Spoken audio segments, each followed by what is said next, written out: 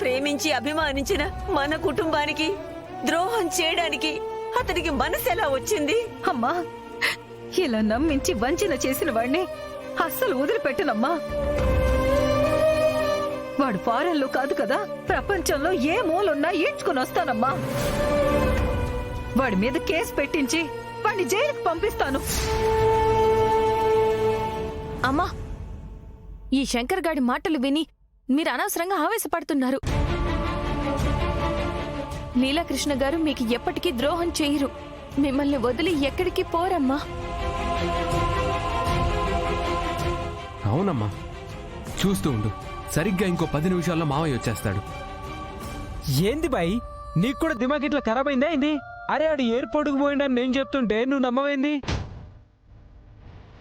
అరే ఇప్పుడు చెప్తున్నా, ఆడు గనక ఇంటికి వస్తే నీ చెప్పుతోని కొట్టు.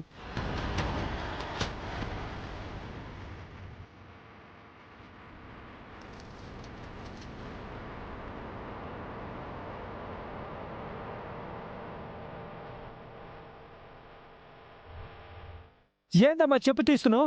ఆడొస్తే కొట్టమన్నా, రాకముందే చెప్పు తీయమనిలే. ఆల్రెడీ లీలాకృష్ణ గారు వచ్చారా శంకరు?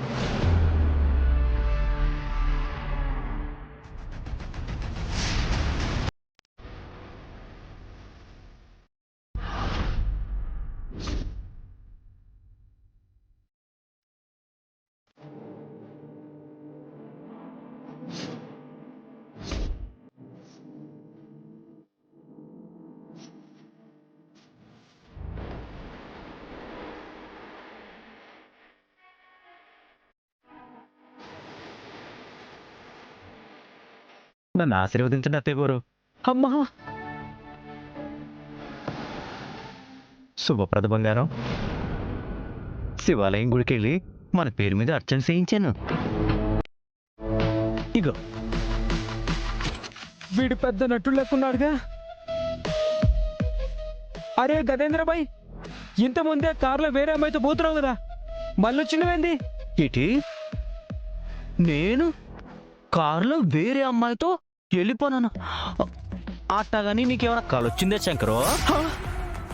అరే కలేంది బై, కళ నా కళ్ళారా చూసినా. రేయ్, నోరు మీరా. రాత్రి తాగింది ఇంకా దిగలేదా? పిచ్చి వాగుడు వాగుతున్నావు. కంటి ముందు మా మావయ్య కనపడుతుంటే ఇప్పటికి కూడా వేరే అమ్మాయితో లేచిపోయాడంటావా? అత్తయ్య గారు, నాకు ఒక పెన్ను పేపర్ ఇప్పించండి. త్రిష, శుభప్రద, అయినా నా హ్యాండ్ రైటింగ్ నీకు తెలుసు కదా. తెలుసు. ఒకసారి ఈ రాత చూడు. ఇది నా చేతి రాత అంటే నువ్వు నమ్ముతావా? అంటే అది అర్థమైనట్టు ఇంకా నీకు నా మీద అనుమానం కదూ? నా నిచేతి ఏటో నీకింకాసేపట్లో నిరూపితా.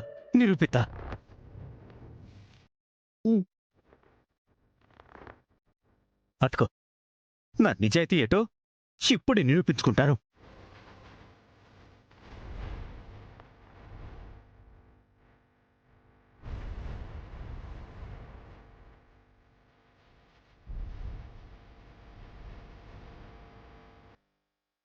శుభప్రద, ఇప్పుడు చెప్పు శుభప్రద, ఈ హ్యాండ్ రైటింగ్కి నా రైటింగ్కి ఏమైనా సంబంధం ఉందా?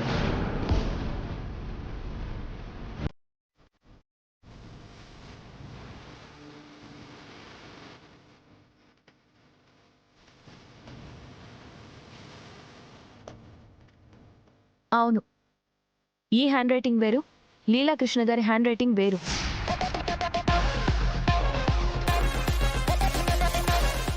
ఇప్పటికైనా అర్థం చేసుకోండి, మా భార్యాభర్తల మధ్య చిచ్చు పెట్టడానికి ఎవరో చేసిన కుట్ర ఇదే.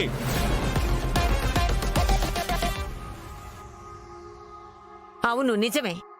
నా కూతుర్ని అల్లుణ్ణి విడదీయడానికి ఎవరో కుట్ర చేశారు. అందుకే నా అల్లుడు గారి పేరు మీద లెటర్ రాశారు. థ్యాంక్ యూ అత్తయ్య గారు, ఇప్పటికైనా నన్ను నమ్మారు. నాకు అదే 10,000. సరే సరే, ఇప్పటికే అతిథులందరూ వచ్చారు. కార్యక్రమం మొదలు పెట్టాలి. మీరు వెళ్ళి రెడీ అయ్యిరండి. అట్టగే అత్తయ్య గారు.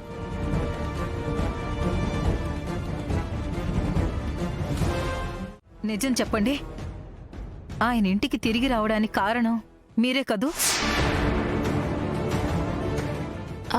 అమ్మా ఏం మాట్లాడుతున్నావు? అవును మైథిలి, ఆయన నన్ను కాదనుకుని వెళ్ళిపోయాడు అన్నది నిజం. మరో అమ్మాయితో లేచిపోవాలనుకున్నది నిజం.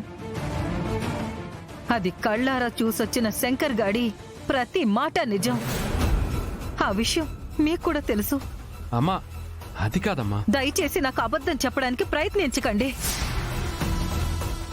నిజం చెప్పండి, అసలు ఏం జరిగింది?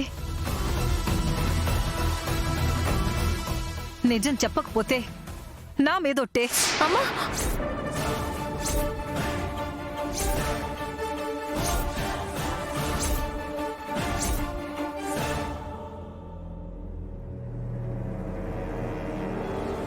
నీ అనుమానం నిజమేనమ్మా. శంకర్ చెప్పినట్టే లీలాకృష్ణ గారు ఆ స్వాతితో ఫారెన్ వెళ్ళిపోవాలని అనుకున్నారు.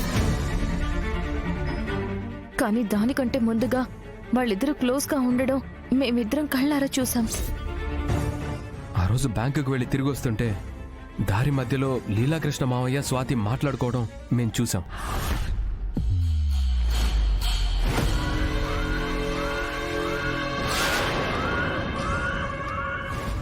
ఏమండి ఒకసారి ఇటు రండి.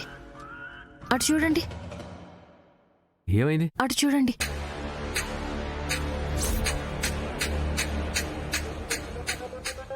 మైథిలి, లీలాకృష్ణ మావయ్య ఏంటి అమ్మాయితో అంత క్లోజ్గా ఉన్నాడు? అదే నాకు అర్థం కావట్లేదండి. ఏమండి కోపడకండి. మరి కోప్పడకుండా ఏం చేయమంటావు? ఈ విషయం అమ్మకి తెలిస్తే తట్టుకోగలుగుతుందా? అందుకేనండి మనం ఈ విషయం శుభప్రద అమ్మకి చెప్పకూడదు. మైథిలి ఏం మాట్లాడుతున్నావు? అమ్మకి చెప్పకుండా ఎలా ఉండమంటావు? మీరే అన్నారు కదా అమ్మకి తెలిస్తే తట్టుకోలేదు అని. అందుకే ఈ సంగతి ఏదో ఒకటి మనమే తేల్చాలి.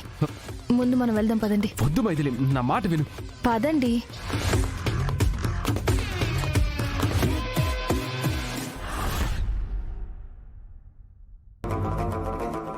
అలా వాళ్ళిద్దరూ క్లోజ్గా ఉండడం చూసిన మాకు లీలాకృష్ణ గారి మీద అనుమానం వచ్చింది. దాంతో ఆయన మీద ఒక కన్నేసి ఉంచాం. నిన్న రాత్రి మనం భోజనాలు చేసేటప్పుడు లీలాకృష్ణ గారు నీ గదిలోకి వెళ్లడం చూసాం. దాంతో అనుమానం వచ్చి ఏం చేస్తున్నారా అని గమనించాను. ఆ తర్వాత ఏం జరిగిందని